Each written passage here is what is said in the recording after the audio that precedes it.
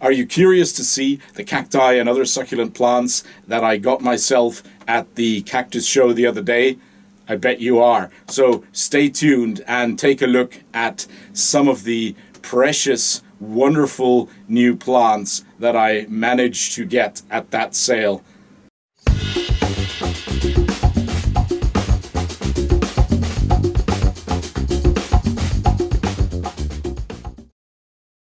Hi everyone, welcome back to my channel. My name is Joe, and welcome back this time to my greenhouse as well, because this is part 2 of the visit to the cactus sale that I went to in Schweinfurt the other day. You might recall I was at the cactus show and sale that was hosted by one of the local branches of the Deutsche Kakteen Gesellschaft, the German Cactus and Succulent Society, and it was the local branch in the town of Schweinfurt in Northern Bavaria that was hosting that particular show and sale. In today's part 2 of the video, I'd like to actually show you the plants that I got at the sale. I actually went into the show, with a particular theme in the back of my mind, and that was go small. I bet you'll probably never guess why I went for that particular theme of go small. When I look around in my greenhouse, you know, the space is obviously pretty precious. And so rather than get myself more large plants, as nice and as beautiful as they are, but I really need to economize on the space. And so I had a look out for particular plants that would actually stay relatively small and still be very beautiful, and especially have wonderful, beautiful blooms that I could enjoy without actually having to wait for, you know, many years sometimes for a large cactus to be able to flower. So without any further ado, let's take a look at the plant haul that I managed to bring home. First of all, I have to say, I actually focused a bit more, and that's also because there were many more cacti on offer than there were other succulents. And I did actually look out more for the small growing cacti, I must say. Nevertheless, there are 2 wonderful succulent plants that I managed to get myself, and one of them is a really nice plant that I used to have many years ago, and then I had to actually give it away because I was moving.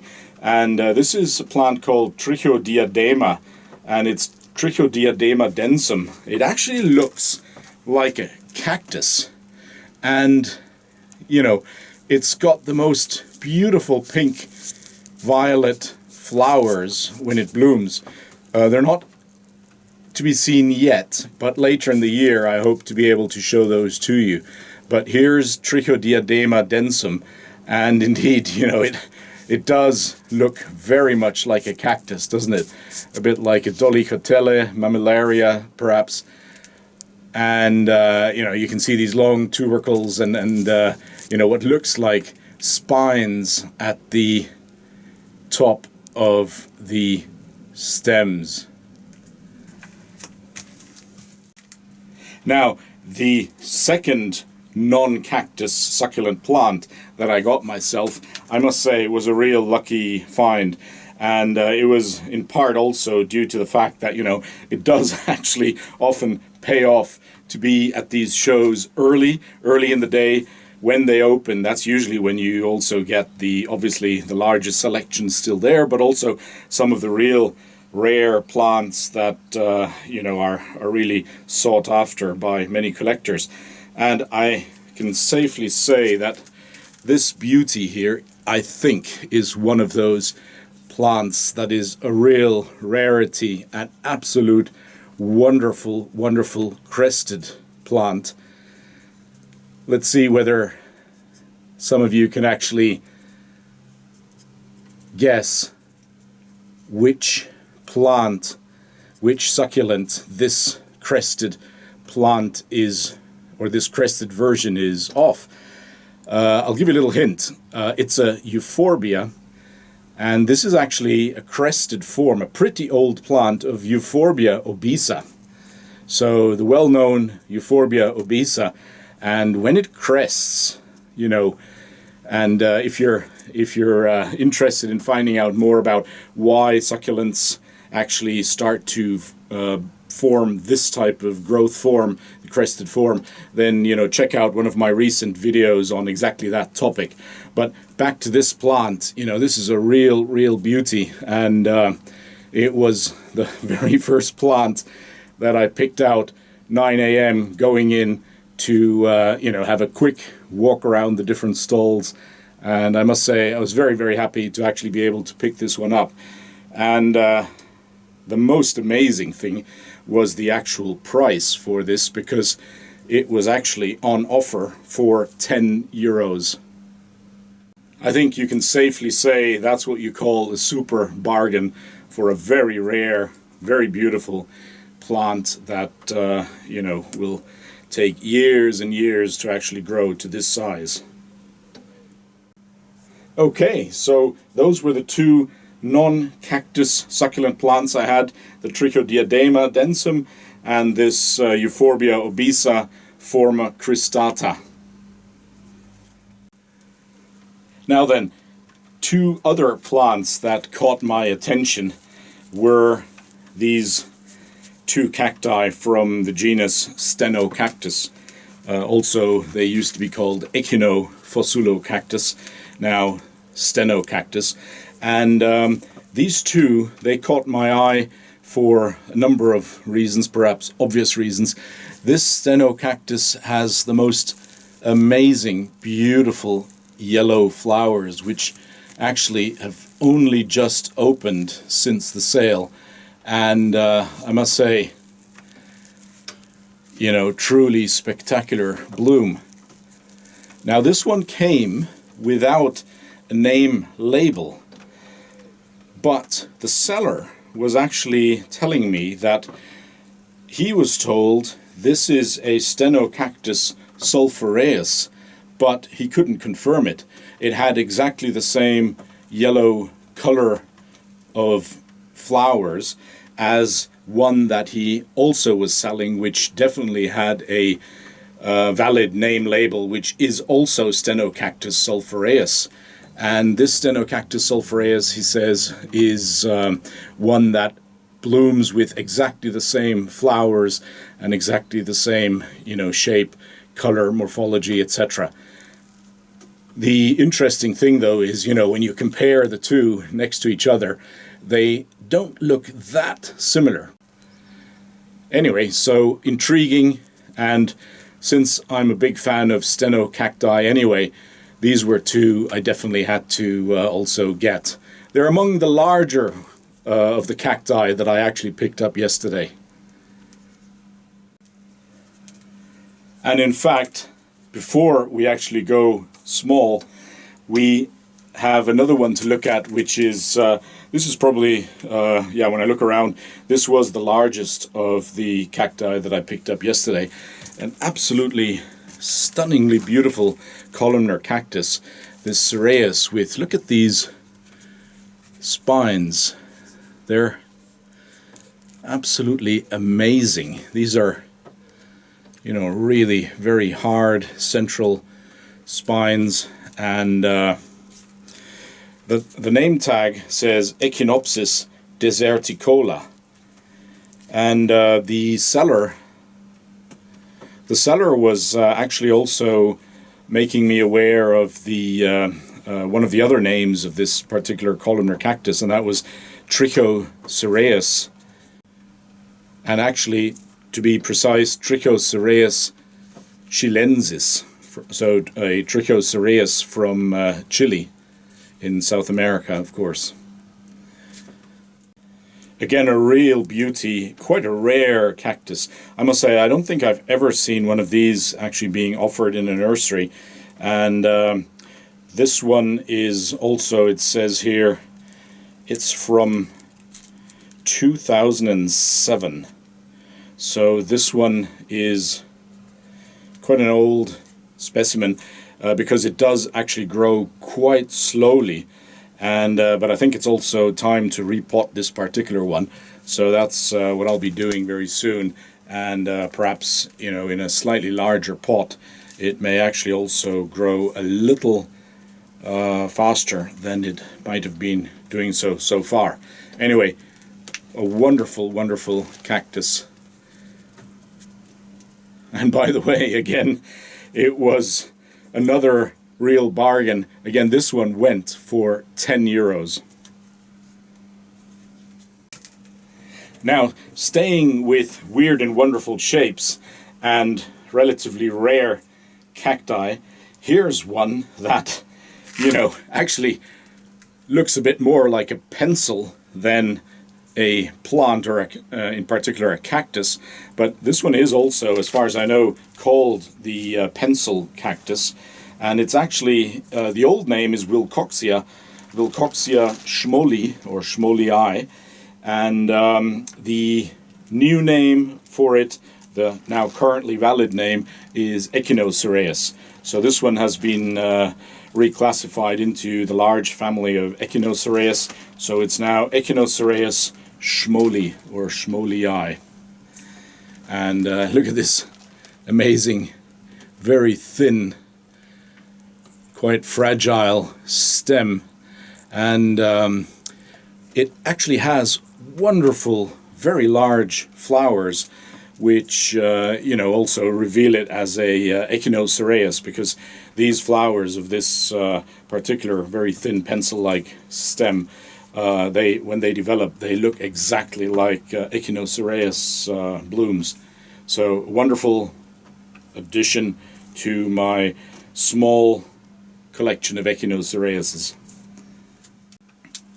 Okay, so let's take a look then at some of the other plants, some of the other cacti that I got myself. And let's start with two Aerocarpuses that I added to my collection. One of them is a Aerocarpus lloydii, and that's basically a Aerocarpus fissuratus subspecies lloydii, and it's a very nice plant. I don't think it's fully mature for flowering yet, still a little bit too small, but it's getting there, and I think it'll be a nice addition to my other Aerocarpus fissuratus that I grow in the greenhouse. And one that I had to get myself again, because once again in a previous move I had to actually give away my earlier specimen that I had of this species, and this is an Aerocarpus agavoides. Aerocarpus agavoides, there you go. A very nice plant, and I think this one is definitely mature for flowering, for blooming. And in fact, if I look to the inside, there appears to actually be a little bud just appearing, so something to look forward to. Aerocarpus agavoides. Those were my two Aerocarpus additions. And another one that I wanted to get for my weird and wonderful rare Mexican cacti is the well-known Obregonia Denigry, or Denigrii.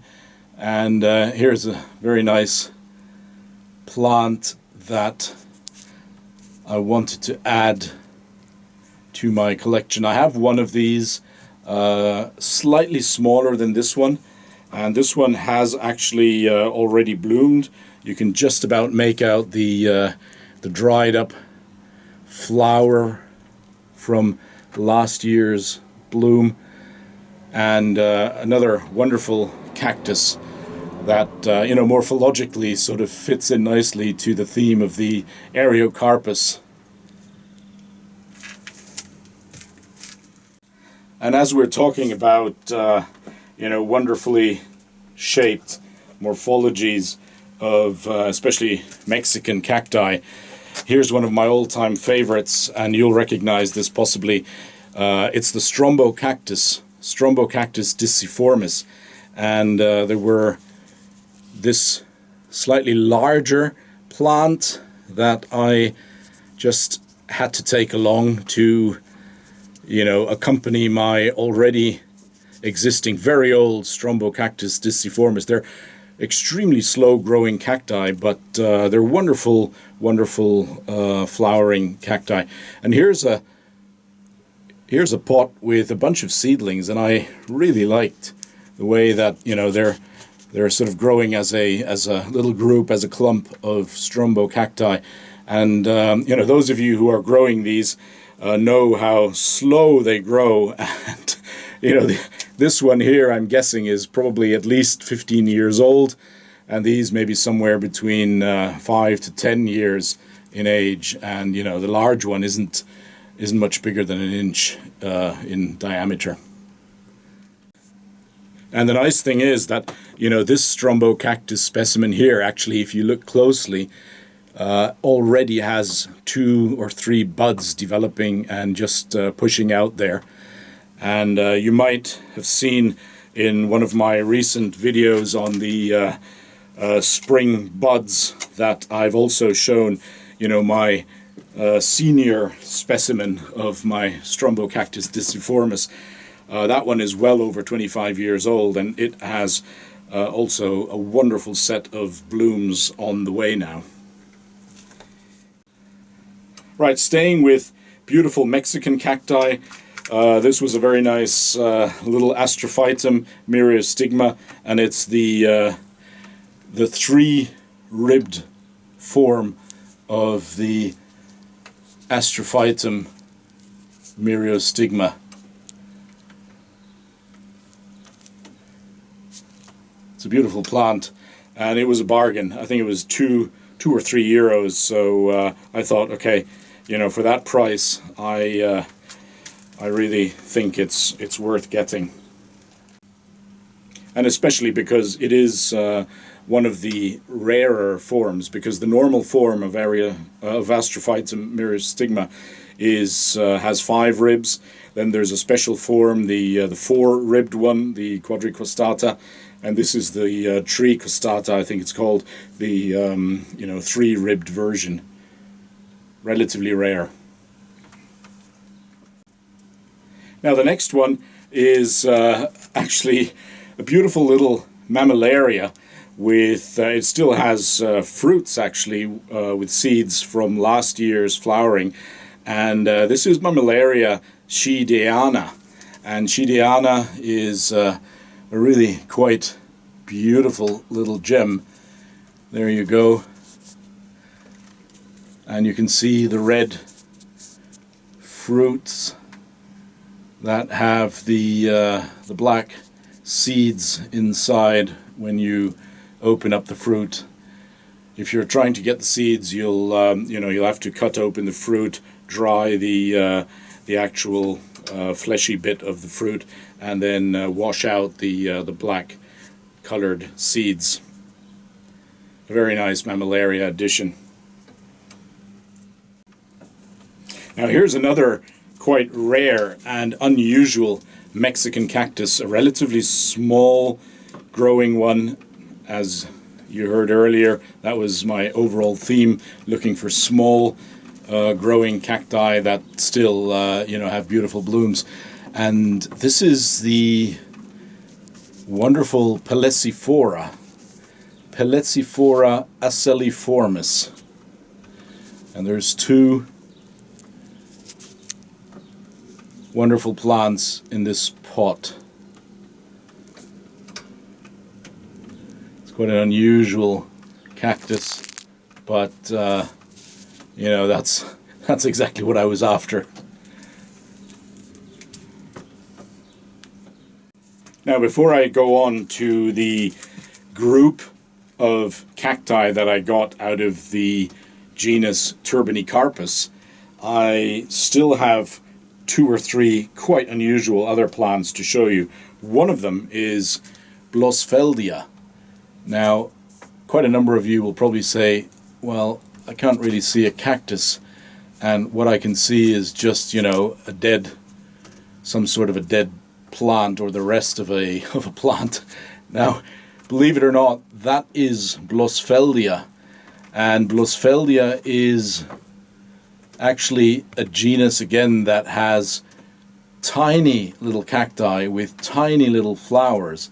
And I think this is the Blossfeldia Lilliputana, which, the name already gives it away. It's a tiny little cactus that is barely to be spotted in its original habitat, and even in the pots here in cultivation you can barely make out a living cactus there, but like I say, it is one. And in fact you can also just make out, probably at the top there, the again dried up rests of a flower from last year's blooms. And it's actually got fruit, so there's some seeds that can be collected there as well, which is quite nice. Now, a real stunning highlight of the cacti that I was able to get myself at the show. There was one stall that was offering quite a number of these, and this is the famous Euphorbia Castanere, and it's the forma spiralis. These are really, really bizarre cacti, and again, I've been featuring this cactus in my video that highlights the crested and other monstrose or bizarre forms of cacti and other succulents. And this Euphorbia Castanere, I have one of them, which is a purely spiraling thin columnar version. But these two versions actually really go another step further. Just, look at the shape of this one here. It's sort of a mix between the spiralis and a crested version. Really quite amazing. And this one here actually has 4 columns that grow out of a common base. So it's almost like a crested base that then develops into 4 individual independent or semi-independent columns. And these are, of course, the spiraling versions of the Euphorbia Castanere.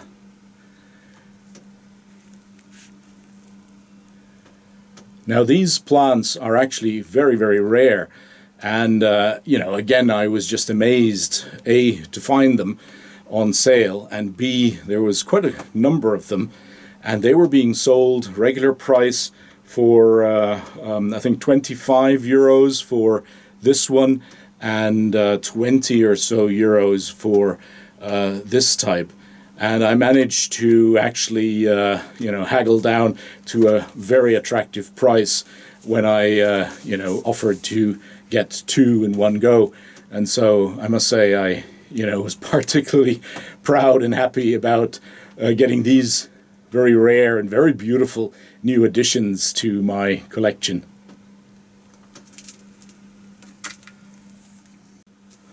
Okay, now, before we move to the final group of Mexican cacti, like I said, there's some Turbine carpus coming up.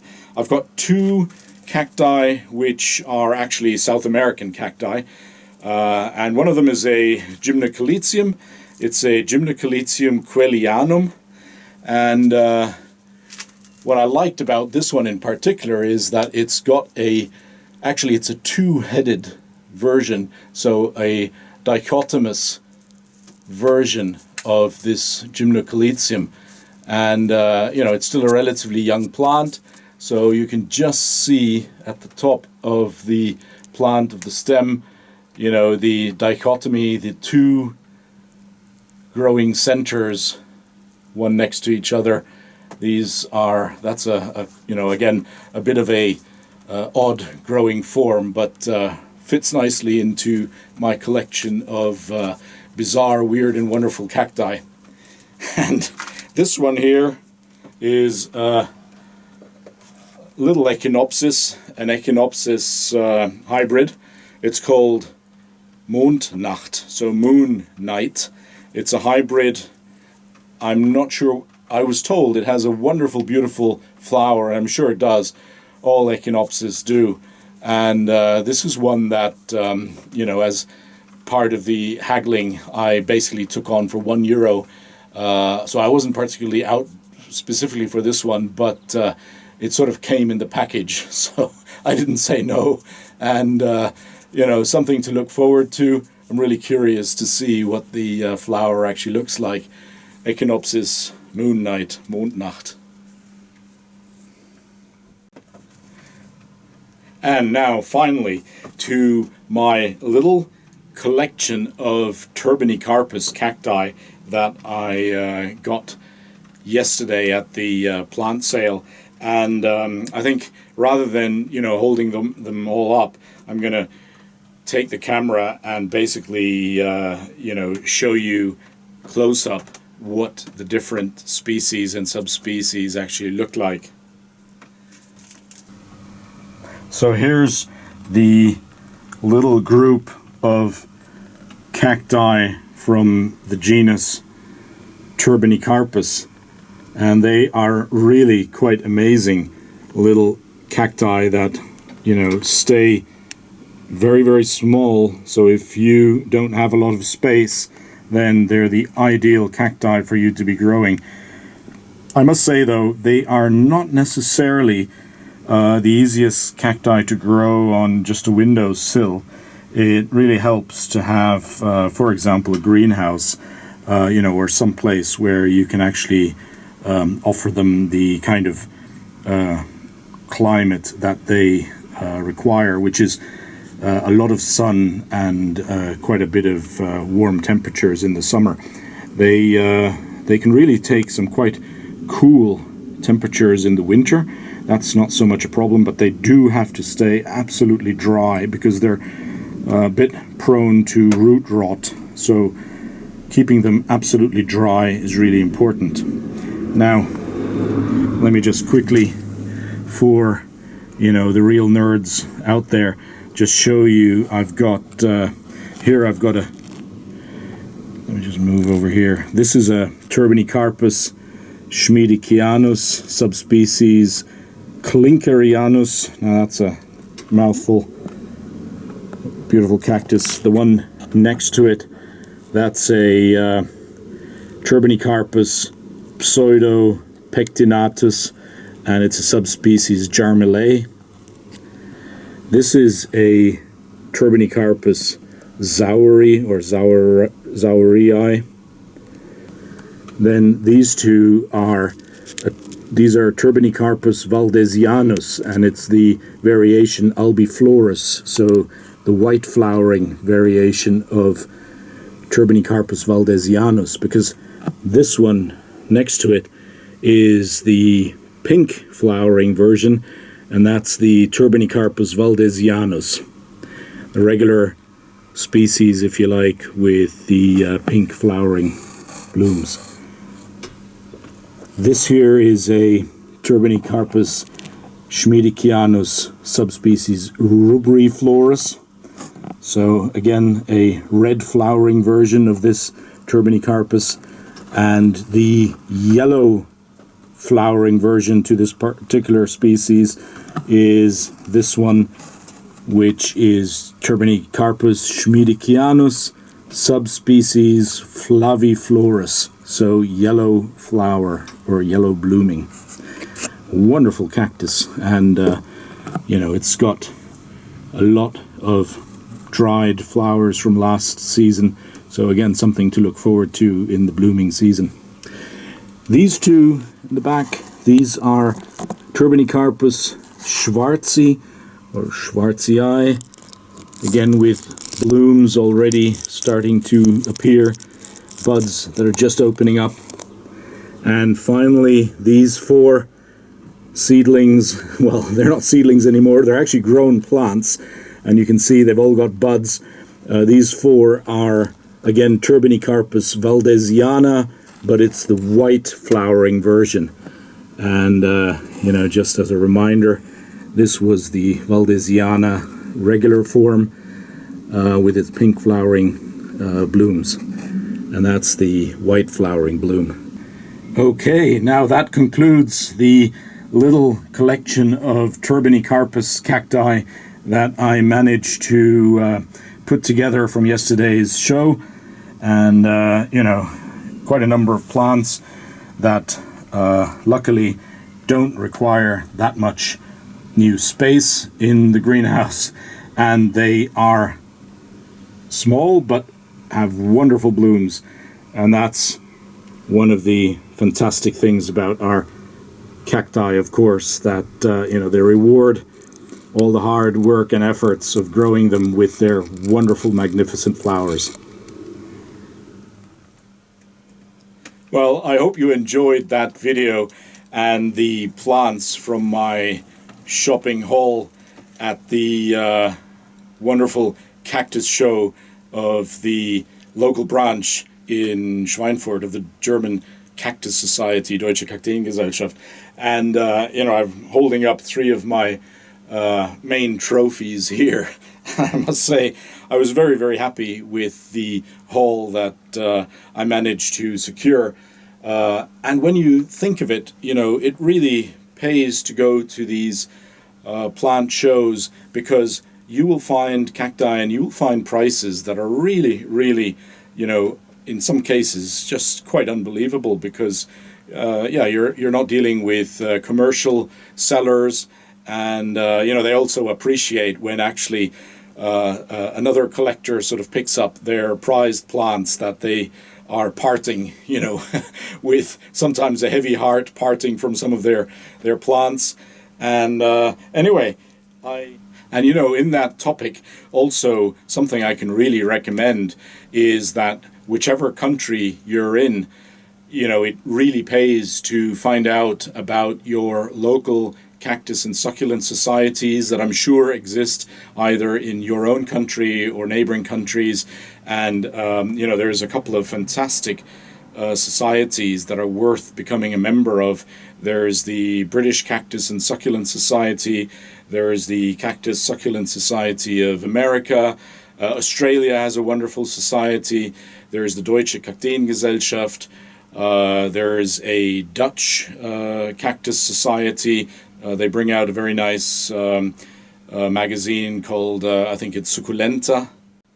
And there's many, many more societies in many other countries that I've now not listed, but which I'm sure have equal fantastic publications and also access to information that will probably be quite interesting and useful to yourselves. And it's a great way of actually connecting with like-minded people who enjoy growing cacti and other succulents. And it also gives you access to lots and lots of information about plant sales, also about meetings, and quite a lot of these societies have local branches. So if there's a local branch close to where you live, it's a fantastic way, again, to meet up with like-minded folks. And, it's, like I say, a inexpensive way of learning more about the plants, about our hobby, and connecting with like-minded, very nice people that also enjoy growing these weird and wonderful plants like we do. Like I say, I hope you enjoyed that video and that little summary of the plants from the show.